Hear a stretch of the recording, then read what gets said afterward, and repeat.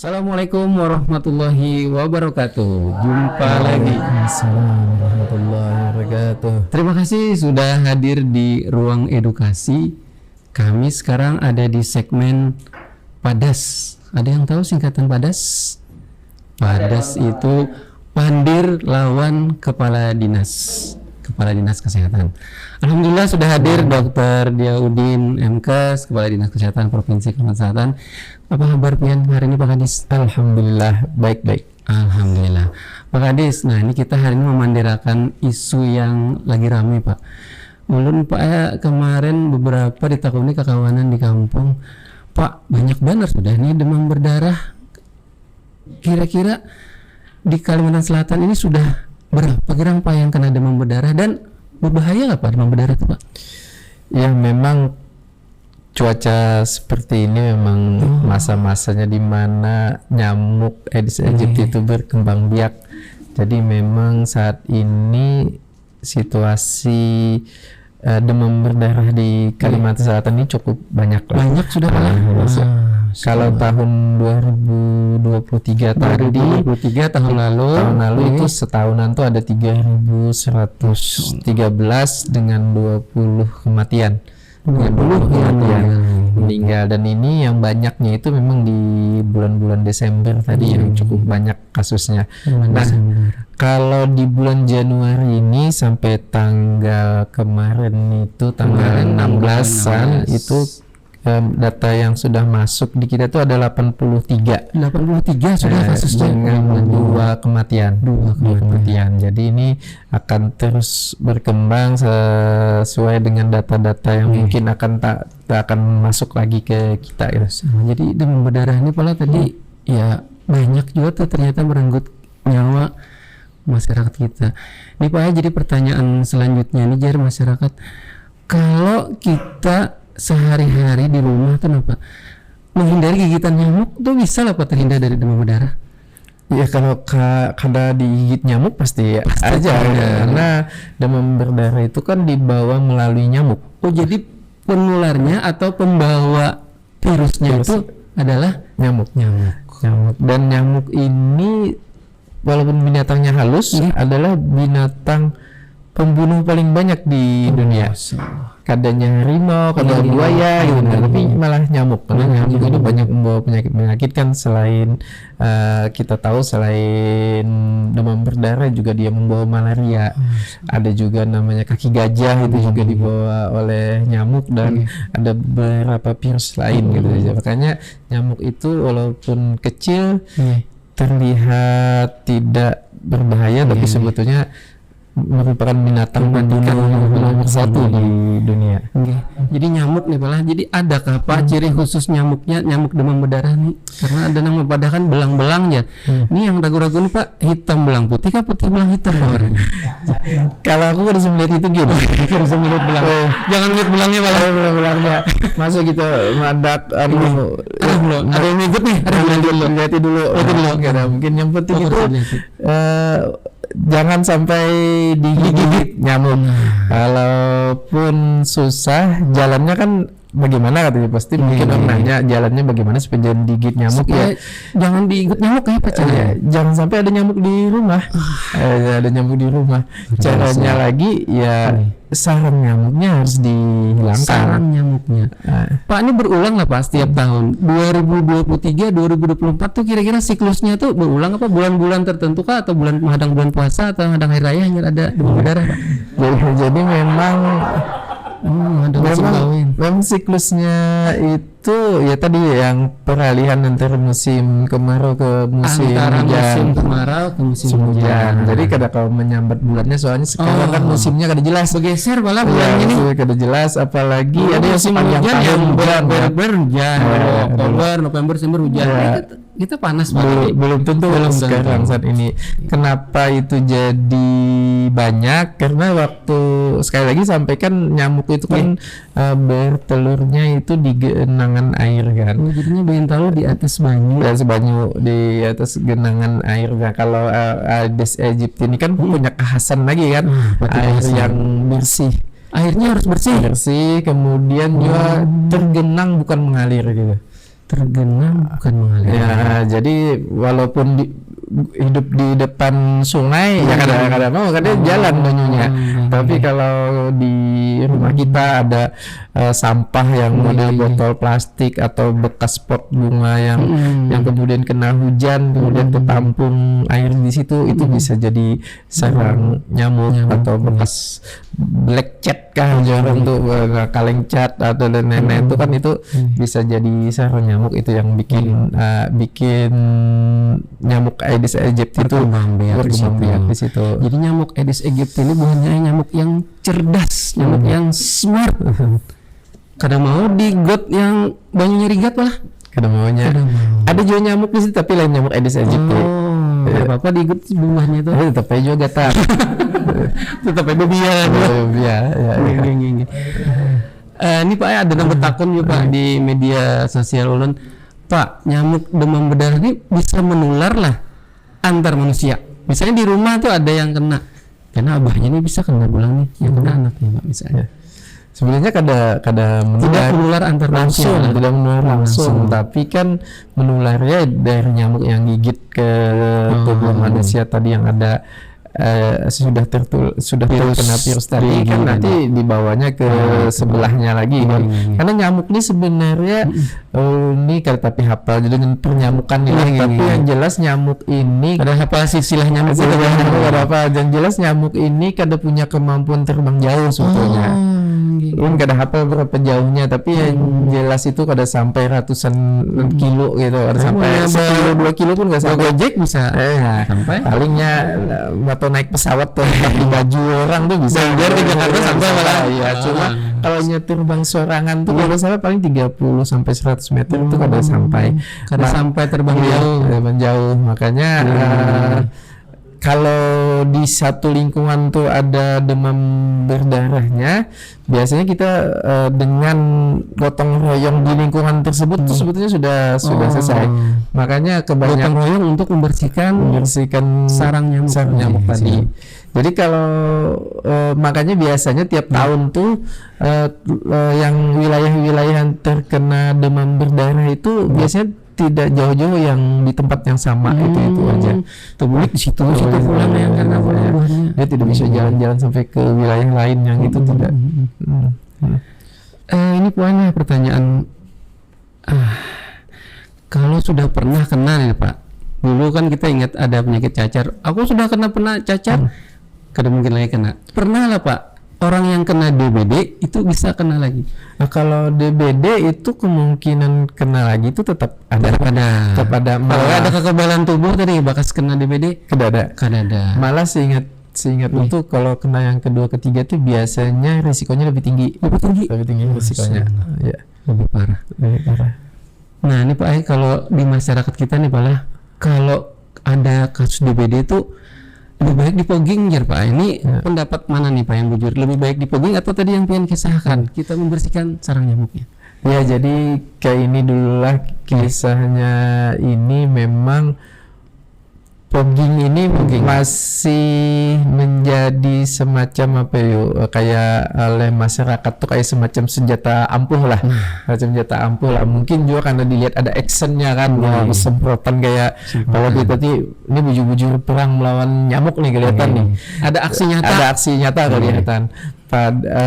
Padahal pertama pogging itu pakai racun pakai pestisida lah untuk membunuh nyamuk kan harus pakai itu kan kayak kita baygon lah tapi memang beda lagi ininya kandungan kimianya kan beda. Itu yang pertama, dan itu juga mempengaruhi kada cuma nyamuk sebenarnya tapi bagi makhluk hidup yang lain juga akan terpengaruh termasuk juga manusia khususnya dan juga lingkungan. Jadi tanah juga akan tercemar dan lain-lain. Jadi pogging itu pilihan bahan lain, dan ini pelengkap sebenarnya, bukan yang utama, pelengkap. Jadi itu yang pertama kunci fogging itu. Yang kedua, fogging itu hanya membunuh nyamuk dewasa. Jadi nyamuk dewasa yang hidup tuh hanya itu yang bisa dibunuh fogging. Tapi jentik-jentik nyamuk itu tidak mati. Jadi jentik-jentik nyamuk itu tidak mati, makanya, dan perlu diketahui juga nyamuk itu sehari menetasnya. Oh, sehari sudah Menetas. beranak ulang. Jadi apabila kita semprot fogging hari ini misalnya Kamis kita semprot fogging, Jumat anak-anak nyamuk munculan pulang. Oh, Jadi hal dalam tanda kutip akan sia-sia kalau sarang nyamuknya tidak diberantas.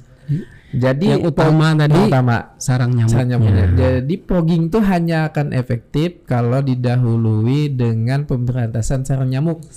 Pemberantasan nyamuk. Oh, jadi ada dua upayanya tetap jalan malah. Upaya jalan. Jadi misalnya sarang nyamuknya sudah dibasmi, langsung kita fogging, otomatis kan nang bayi hilang, nang tuha hilang juga. Tapi kalau sarang nyamuknya keluarga nih sahabatan juriatnya habis. Nah, itu makanya kita sangat selektif dengan fogging ini. Jadi di fogging ini ada syarat-syarat tertentu, ada syarat dan ketentuan. Dan itu bukan untuk pencegahan, tidak bisa. Karena sekali lagi banyak yang madahi, ada di IG kita kalau salah jalah, komen-komen jalah, kenapa jemaah ada yang mati? Fogging bedahulu. Ya fogging fogging itu bukan pencegahan. Ketika kita fogging hari ini, esok nyamuknya masih ada. Nyamuk baru maksudnya. Nyamuk lama memang mati, tapi nyamuk yang hanya menetas tuh ada lagi esok. Lagi esok. Jadi yang paling utama adalah sekali lagi gotong royong untuk membersihkan lingkungan masing-masing dari potensi-potensi sarang nyamuk. Apalagi kita kan ada namanya istilah jumantik kan. Juru pemantau jentik. Juru pemantau jentik. Dan ini kalau luntur kan itu yang resmi jumantik. Tapi yang kada resmi kita masing-masing di rumah masing-masing. Kada usah melihat rumah tetangga. Rumah kita aja gitu. Rumah kita lihat di sekeliling kita adakah sarang nyamuk, adakah jentik yang hidup. Nah, itu kalau ada ya secepatnya dibalik lah nyamuknya, dimati lah settingnya, dibalik. Kemudian kalau ada sampah-sampah yang kadang dibuang dan lain atau ditimbun kan. Nah, itu yang paling penting kalau semua orang mengawasi rumahnya masing-masing dan lingkungannya, bukan cuma di dalam rumah lah, lingkungan sekitar halaman dan lain-lain sekeliling kita lah. Itu akan sangat berguna untuk menghilangkan DBD ini. Ini tadi Pak karena berulangnya nih, jadi tahun ini sudah banyak JRPN 80-an tadi Pak lebih sudah di bulan Januari nih Sobat Sehat. Kita khawatir bulan yang ke depan nih berapa lagi kasusnya. Nah, ini Pak Kadis, Pak Dia, yang lebih utama itu Sobat Sehat adalah mencegah Pak. Nah, jadi jangan lagi kita punya bahasa kami itu mindsetnya, pola pikir kalau kada di fogging kada puasin Pak. Nah, itu tetangga kami itu ada yang meninggal atau kan ada penambah korban meninggal lagi hanya di fogging. Nah, itu ada pemikiran seperti itu Pak di masyarakat. Ya tidak salah juga sih, fogging tetap dilakukan. Tapi tetap kolar bulannya Pak berantas nyamuk. Tapi yang utama itu harus ini Sobat membersihkan dulu. Kalau kada ya akan tidak ada manfaatnya, malah mudaratnya lebih banyak tadi karena racunnya akan meracuni lingkungan kita, tanah kita. Mungkin ada yang bingung ayam kita terpengaruh, khususnya bingung burung di rumah buan sawah matian, biawak matian habis. Tikus sudah kau lagi cari makan. Jadi kalau misalnya itu dilakukan oleh masyarakat sama-sama, kita sama-sama membersih lingkungannya masing-masing dari hal-hal atau tempat-tempat yang mungkin bisa menjadi sarang nyamuk, insya Allah nyamuknya akan habis. Nyamuknya akan habis, khususnya nyamuk Aedes aegypti-nya. Nah, jadi itu Sobat Sehat di Padas ini Pak Kadis, Pak Dia sudah menegaskan dari sekali lagi. Kita tuh perlu mencegah, kada usah menunggu karena belum juga lagi Pak musim hujan. Nah, ulang madang musim hujan kada. Dari beluman musim hujan, dari beluman wayahnya kita ada banyak jentik nyamuk, Ayo kita berantas sarang nyamuk. Nah, ini juga pala. Iya. Jadi Pak. Jadi ya ulun nak nyampaikan apa tadi timbul keingatan. Keingatan. Kayak gitu. Jadi memang nah ini hendak ulun nyampaikan juga bahwa kita memang pemerintah Provinsi Kalimantan Selatan ini insyaallah sesuai dengan arahan Pak Gubernur, juga ada edaran dari Pak Sekda. Sudah ada edarannya Pak. Hari apa nih? Ulun ingat tanggalnya nih, kita akan serentak lah seluruh SKPD di bawah Pemprov Kalsel gitu, Pak? untuk melakukan gotong royong Gotong pembersihan. royong. Jadi Di rumah kita- di mana di kantor Pak? Kena di jalan-jalan, Di jalan-jalan. di Sobat sehat. lingkungan di Tunggu aja nah karena Ada. kita akan serentak. untuk membersih lingkungan. Khususnya kan juga kita Pasekda juga sudah membuat edaran untuk SKPD pemerintah Provinsi Siap. Kalimantan Selatan. Oke. Selain membersihkan tadi yang kita turun ke jalan langsung, jalan artinya langsung. bukan di wilayah kita, Siap. kita juga ada edaran supaya seluruh SKPD ini membersihkan lingkungan kantornya masing-masing. jadi lingkungan Jadi kantor. sekali lagi Oke. cukup kita peduli dengan lingkungan kita aja itu sudah cukup. Kada usah menggaduhi tetangga tadi. Nah, Timbul itu sobat menggaduhi sehat. tetangga, hilang TV tetangga kan kita melihat. Jadi kada usah digaduhi. Benar. Pokoknya intinya kalau semua membersih Membersih lingkungannya lingkungannya masing-masing aja itu sudah masing-masing. lebih dari cukup. Upaya pencegahan. Upaya pencegahan. Nah itu kita insya Allah ulun kada ingat hari apanya, insya Allah biasanya hari Yang jelas petang. pemerintah provinsi sudah punya kepedulian untuk mengingatkan kita semua Pak.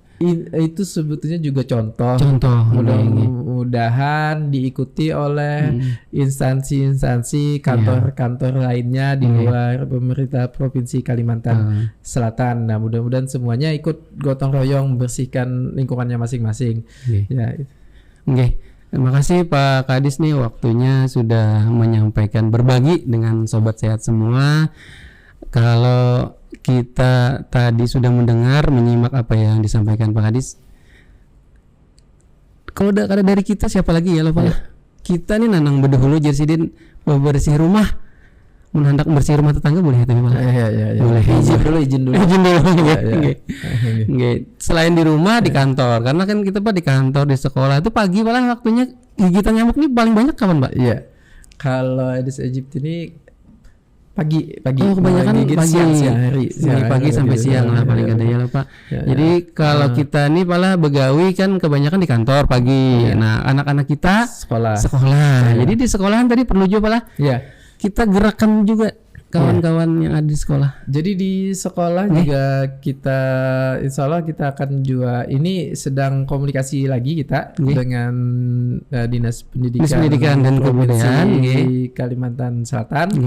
Mungkin minggu depan kita ingin melaksanakan serentak juga di seluruh sekolah karena Provinsi Kalsel ini. Tapi ini masih dalam tahap pembicaraan lah dengan Dinas Pendidikan. Tapi insya Allah ini pasti akan kita laksanakan lah di minggu depan. Sebagai contoh juga sebetulnya. Lu yakin kawan-kawan sekolah tuh karena sudah dapat edaran ini sudah melaksanakan. Tapi supaya gaungnya lebih terlihat, supaya bisa dicontoh juga oleh yang lain, kita akan adakan lagi serentak di seluruh, kalau provinsi kan setingkat SMA. Setingkat SMA itu dulu yang tujuan awal kita. Mudah-mudahan nantinya diikuti juga oleh SD, SMP, SMA dan lainnya. Jadi ini alhamdulillah nih sobat sehat kita akan ambil momentum ini Pak lah. Jadi kita bukan hendak menghadang banyak korban dulu kah kada. Kita dari sekarang ya lo Pak lah. Kita ambil momentum ini secepat-cepatnya, seminimal mungkin waktunya meminimalisir terjadinya kasus-kasus DBD yang akan datang. Ini di bubuhan yang hadir di sini ada kan yang takut? Ada yang bertakun nggak? Hah? Pertanyaan 10 boleh. Ada kan yang bertakun dulu? Oh, Supan masih jarna sudah Pak. Ini mau kada ada bertakun lagi nih berarti tahu aja jadi kada ada yang bertakun. Kenapa Pak? Kada ada hadiahnya. Anu Pang nih sebuting nih ada takunan masuk di medsos ulun ini. Apa yang ada yang spesifik lah Pak. Gejala DBD itu ada yang spesifik lah Pak. Spesifik misalnya digigit nyamuk, panas awak. Wah, demam berdarah. Ada yang spesifik nggak Pak?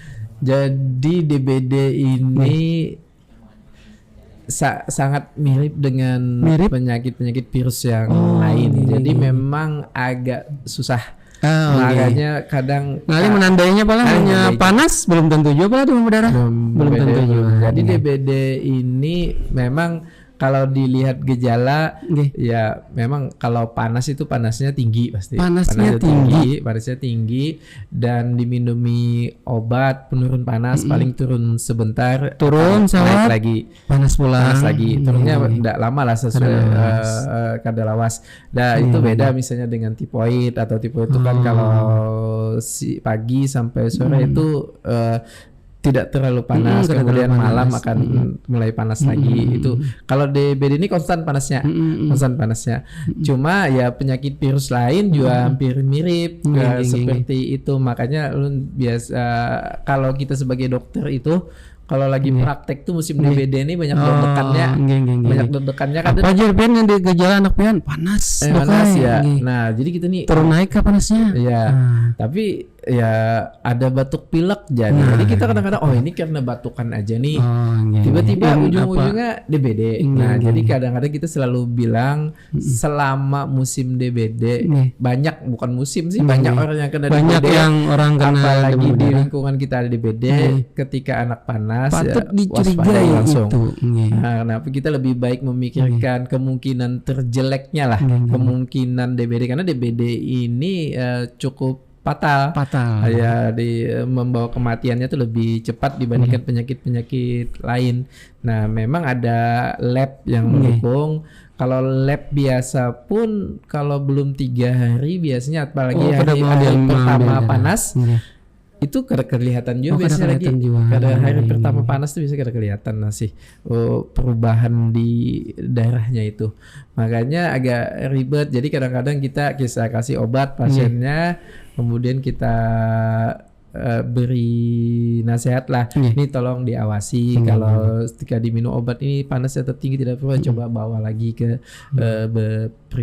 diperiksakan lebih lanjut lagi. Emang ada pemeriksaan NS1 jadi dan harus lain-lain itu dipastikan ada. Itu pala. Jadi kalau ada demam nih sobat sehat lah, pas jadi sidin lagi banyak kasus demam berdarah, panas tinggi, patut dicurigai. Maka tindakan yang harus kita lakukan adalah diperiksa di lab lah Pak. Di lab ya tidak langsung juga sih kalau hari pertama panas itu kadang 3 hari.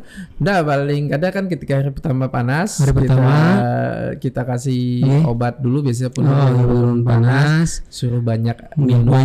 Nah ini sobat sehat, banyak minum yang ingat. Karena obat DBD itu cuma minum sebenarnya. Minum apa Pak? Boba boleh Pak? Boleh saya ketujuh. Jadi asal banyak cairan sebetulnya. Kan tapi Pak. Lawan kulitannya sarik, anak Jojan namanya Bapak. Jadi nanti yang penting banyak cairan diobservasi. Kalau misalnya besoknya masih panas, ya hari kedua masih panas, atau ibu-ibu orang tua nih biasanya punya insting yang bagus. Jadi kita lihat, kayaknya kayak bisi indra keenam kita lihat tuh kelihatan aja muka anak nih, kayaknya nih agak lain nih, agak khawatir nih. Bawa aja lagi, jangan nunggu 3 hari. Jangan juga sobat sehat paling malam nih besok itu sudah pindah, kada nyaman dilihat, tambah awaknya lemas, lesu ya. Bawa aja langsung ke mana Pak? Ke puskesmas, ke tempat pelayanan kesehatan tingkat pertama lah dulu. Ya pilih aja kan, ke Duta Mall bisa jual. Maksudnya boleh kabarnya yang garing. Jadi memang DBD ini ada siklus 3 hari, ada siklus 3 hari, ada 1 minggu, ada 14 hari. Itu waktu-waktu yang krusial lah. Yang meninggal itu biasanya di hari ketiga, hari kelima, kemudian hari ke-7, ada hari ke-14, hari ke-5, hari ke-7, bisa 7, biasanya sampai ke-7 lah. Dan itu biasanya ditandai dengan dia tiba-tiba badannya dingin. Jadi kadang-kadang orang tua bilang, sembuh nih. Tapi dinginnya tuh memang beda dengan dingin yang biasa lebih dingin. kalau orang banjir tuh dingin kanyap aja orang tuh dingin dingin tuh. kanyap. Nah itu batis dijapai dingin nah gimana? itu mekanisme itu karena apa? Nah ada juga yang biasa khas itu kan yang Apa itu, bintik-bintik. Pak? Oh, Bintik-bintik ada. merah itu kan Oke. sudah terjadi mekanisme perdarahan Itu sudah parah benar. Iya di biasanya. Kalau sama adang itu juga kalau Pak, ada sama adang itu juga. bintik-bintik itu. Jadi kalau di hari pertama juga kada timbul lagi. karena timbul yang bintik itu. Jadi memang kada ada obatnya DBD itu. Nggih, Jadi nggih, kalau nggih, kita nggih. ngobati DBD di rumah sakit tuh mainnya main cairan. Nggih. Jadi kayak gini. Jadi virusnya itu menyebabkan pembuluh darah kita itu tekanan udara itu modelnya tuh ya ibaratnya pori-porinya tuh terbuka lah. Terbuka. Jadi darah di dalam pembuluh darah itu keluar. Oh. Otomatis terjadi kekurangan darah ya dehidrasi. Dehidrasi. Cuma Nggih. makanya obatnya cuma infus. Infus itu untuk mengganti volume darah yang hilang tadi. Nggih. Itu sama dengan orang diare yang banyak kehilangan cairan, cuma bedanya kalau diare itu kita bisa gojlok aja orang tuh. Sebuah 3 botol langsung laju. Infusnya nggih. Nah, Kalau demam berdarah ini kalau demam berdarah tidak bisa karena darah itu nanti akan balik lagi masuk ke pembuluh darah apabila sudah virusnya sudah lewat masanya karena virus ini sembuh sendiri kan tidak ada obatnya. Nah lewat masanya otomatis kalau kita berlebihan ngasih cairannya juga pembuluh darah masuk akan kelebihan lagi. Akan kelebihan. itu bahaya juga Pak. Bahaya juga bisa bisa kena jantungnya juga. Ya, jadi memang mainnya itu main di tetesan Jadi infus. sedikit-sedikit aja Nah, Pak. tetesan infus ada hitungannya lah. Ada Itu hitungan. kalau sorry ini jadi dokter kayaknya kalau dijelaskan di sini. Jadi ada hitungannya maksudku itu Nggih. intinya sebenarnya cairan. Makanya kalau Harus ada diganti anak cairannya. lagi panas, Nggih. banyak minum. Banyak minum untuk pencegahan pertama dulu. Banyak minum, suruh minum. Kalau ulun minum banyak Pak, nah ini K7. Nanya ketujuh. Boba lawan capcin. Pucino cincau. Kenapa jadi naiknya K7? Biar kita suruh minum oralit cuma kada mau kan diminumnya sia juga baik minum TS. Tapi banyak kayak itu kan. Jadi ada apa? Kan? Batukan pulang dia. Ada apa juga daripada kalau DBD? Ini tadi banyak yang seakan-akan jadi yang kena DBD itu banyak anak-anak Pak. Ada Ya datanya Pak? sebenarnya dewasa bisa juga bisa malah. dan Tapi dewasa juga tertahan banyak. sedikit nih awaknya saya melawan virusnya lah apalah Ya kira-kira. karena Nah. dewasa ini kan lebih kooperatif. Biasanya dia minumnya juga lebih aja kuat, dipaksa lebih ya lah banyak, malah. ya, Minum begini, banyak ki. minum Enggak banyak. kan agak sulit Pak malah. Agak sulit dan dia memang perubahannya tuh cepat gitu kalau anak-anak. Nggih, nah ulun nih kada anak memotong pandir Pang Baik, cuma tadi sudah banyak disampaikan Pak Dia. Jadi sobat sehat, kita cegah DBD, jangan ditambah lagi kasus kesakitan, kasus kematian di Banua kita. Terima kasih Pak Dr. Diaudin Mkes. Alhamdulillah Sidin bisa mengisi waktu ini harusnya hari kedua kan Sidin turun sini aja kita umroh banyak. Alhamdulillah Sidin sehat kawan. Kita doakan Pak Dia, Pak Kadis tetap sehat. Kita bisa mengisi Nina ruang edukasi Padas Nina. Padas. Pandiran lawan kepala dinas. Jangan kedingat follow Instagram kami @binkesprofkasel dan lihat juga tuh nah di YouTube-nya diklik juga like-nya, subscribe-nya. Ya lo di binkesprop.kasal. Terima kasih sekali lagi atas perhatiannya. Sehat bertahan buan pian. Unakhiri. Wassalamualaikum warahmatullahi wabarakatuh. Waalaikumsalam warahmatullahi wabarakatuh. Salam sehat.